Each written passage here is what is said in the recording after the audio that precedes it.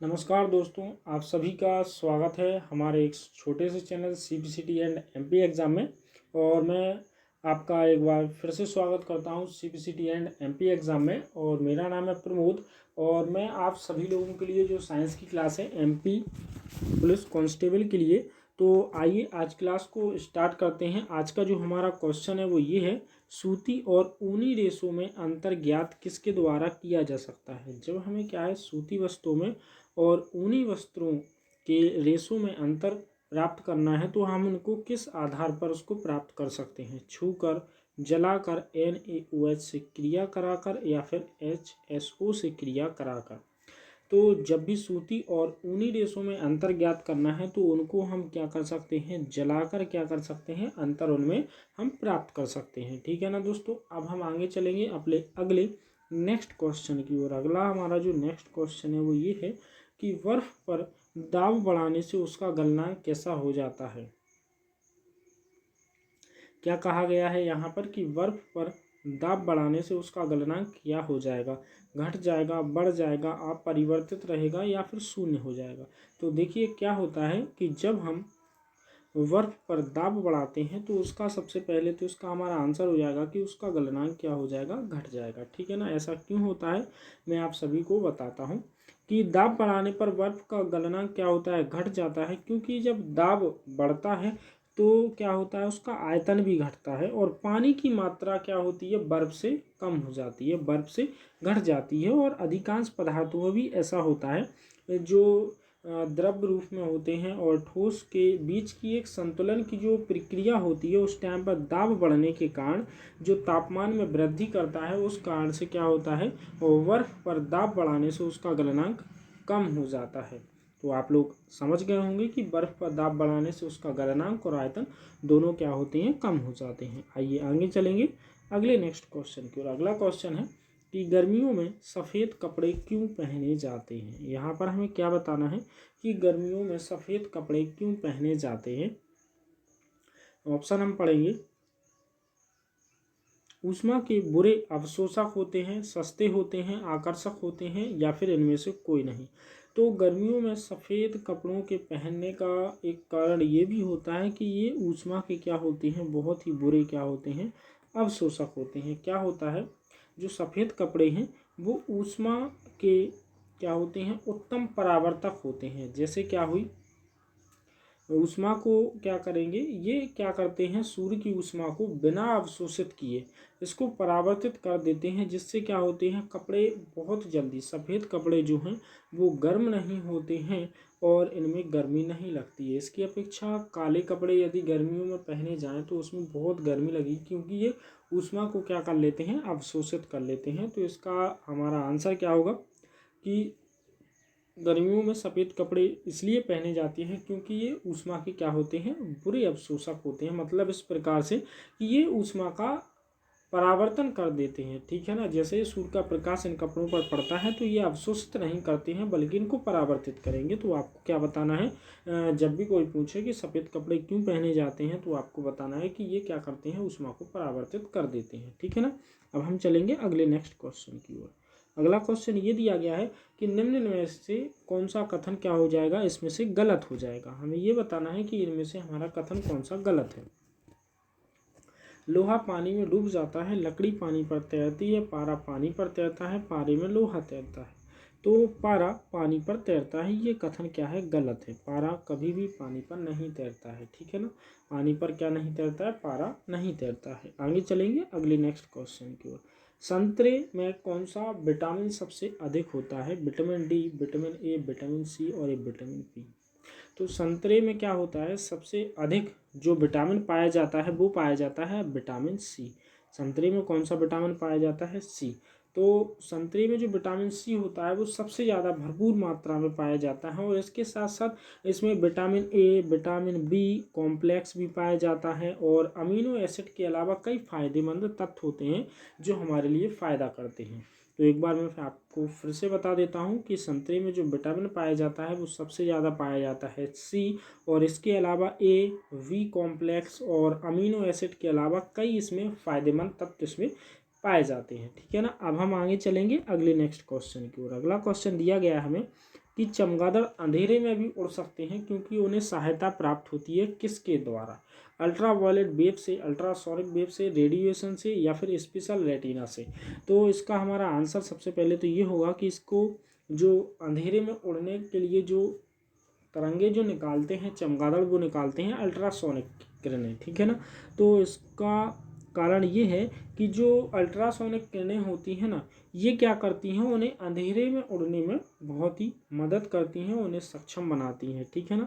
तो अल्ट्रासोनिक तरंगों के द्वारा ये चमगादड़ क्या होते हैं, अंधेरे में ही उड़ सकते हैं, ठीक है ना। आइए आगे चलेंगे अगले नेक्स्ट क्वेश्चन की ओर। एल्यूमिनियम किस खनिज से प्राप्त किया जा सकता है? मोनानाइट, एंथ्रासाइट, बॉक्साइट या फिर थोरियम। तो क्या होता है कि जो एल्यूमिनियम जिस खनिज से प्राप्त होता है तो वो तो हमारा आंसर हो जाएगा क्या, बॉक्साइट।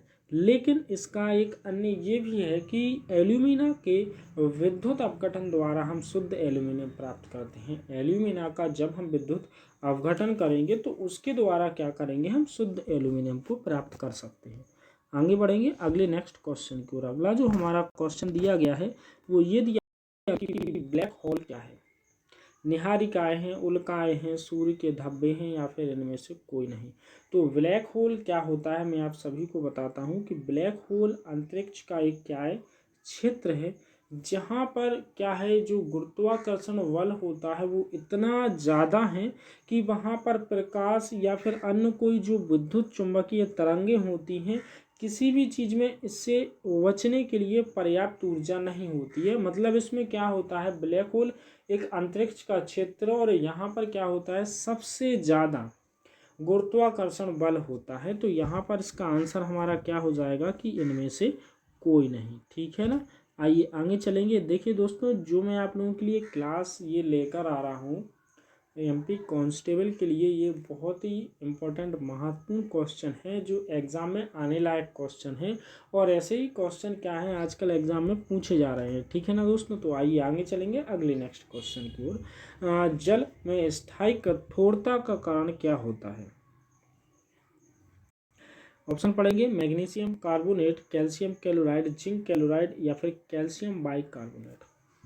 तो इसका हमारा आंसर हो जाएगा कैल्शियम क्लोराइड। बी ऑप्शन क्या होगा इसका बिल्कुल सही आंसर हो जाएगा जल में स्थायी कठोरता के लिए। स्थायी कठोरता जो होती है वो कैल्शियम, मैग्नीशियम, आयरन और अन्य भारी तत्वों के घुले हुए क्लोराइड और सल्फेट की उपस्थिति के कारण होती है। किस कारण से होती है?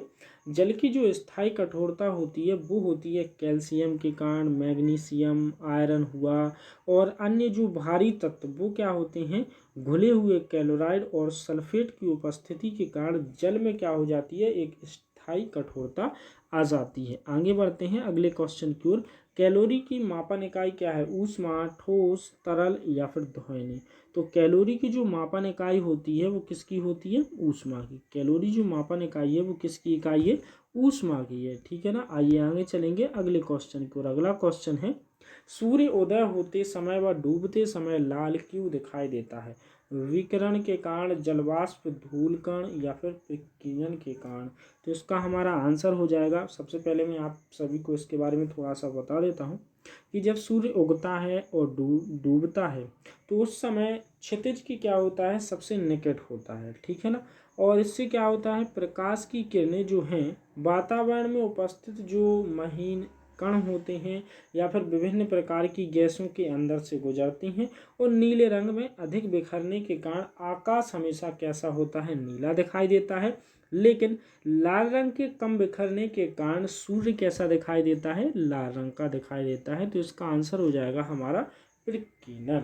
तो आप लोग फिर से मैं आपको बता देता हूँ, ध्यान रखिएगा। सूर्योदय होते समय, डूबते समय लाल रंग का दिखाई देता है, वो प्रकीर्णन के कारण होता है। और ऐसा क्यों होता है? वो इसलिए होता है कि उगते और डूबते समय ये क्षितिज के सबसे निकट होता है। और इसके अलावा वातावरण में जो जल के कारण विभिन्न प्रकार की गैसें इसके अंदर से गुजरती हैं तो इस कारण से आकाश का रंग नीला दिखाई देने लगता है। और लाल रंग कम बिखरने के कारण सूर्य क्या होता है, लाल रंग का दिखाई देता है। आइए आगे बढ़ेंगे 27 नंबर के क्वेश्चन की ओर। घरों में विद्युत संयंत्र जोड़े जाते हैं, श्रेणी क्रम, समांतर क्रम, मिश्रित क्रम या फिर इनमें से कोई नहीं। तो घरों के जो विद्युत संयंत्र जुड़े हुए होते हैं वो समांतर क्रम में जुड़े होते हैं, समांतर श्रेणी के अंतर्गत आते हैं। आगे चलेंगे अगले नेक्स्ट क्वेश्चन की ओर। अगला जो हमारा क्वेश्चन है वो ये है, लोहे में जंग लगना एक कौन सी प्रक्रिया है? भौतिक, रासायनिक या फिर सामान्य क्रिया या फिर इनमें से कोई नहीं। तो लोहे पर जंग लगने की जो क्रिया मानी जाती है वो रासायनिक क्रिया मानी जाती है, ठीक है ना। आइए आगे चलेंगे अगले नंबर के हम अपने नेक्स्ट क्वेश्चन की ओर देखेंगे। अगला क्वेश्चन है कि विद्युत बल्ब का फिलामेंट किसका बना हुआ होता है? क्रोमियम, टंगस्टन, तांबा या फिर जस्ता। तो जो विद्युत बल्ब होता है उसका फिलामेंट जो बना हुआ होता है वो टंगस्टन धातु का बना हुआ होता है। आइए आगे बढ़ेंगे आज की अगले अंतिम और लास्ट क्वेश्चन की ओर। तो हमारा आज का अंतिम अगला लास्ट क्वेश्चन है कि केतली में पानी का गर्म होने का उदाहरण क्या होता है? चालन का, संवहन का, विकिरण का या फिर संग्रहण का। तो उसका सबसे पहले मैं आपको आंसर बता देता हूँ कि केतली में पानी का गर्म होना उदाहरण है संवहन का। संवहन एक ऐसी प्रक्रिया है जिसके द्वारा क्या होता है, तरल पदार्थ या फिर पानी के द्रव्यमान की गति के द्वारा ऊष्मा का स्थानांतरण कर देती है, और जब गर्म किया हुआ तरल पदार्थ स्रोत से दूर हो जाने के कारण उसके साथ ऊर्जा को ले जाता है। तो इसका सबसे अच्छा उदाहरण है हमारा संवहन का कारण। इसी के साथ दोस्तों आज की क्लास को मैं यहीं पर करेंगे समाप्त। मिलेंगे कल हम अपने इसी समय इसी टाइम पर। तो आज के लिए इतना ही। जय हिंद, जय भारत, धन्यवाद दोस्तों।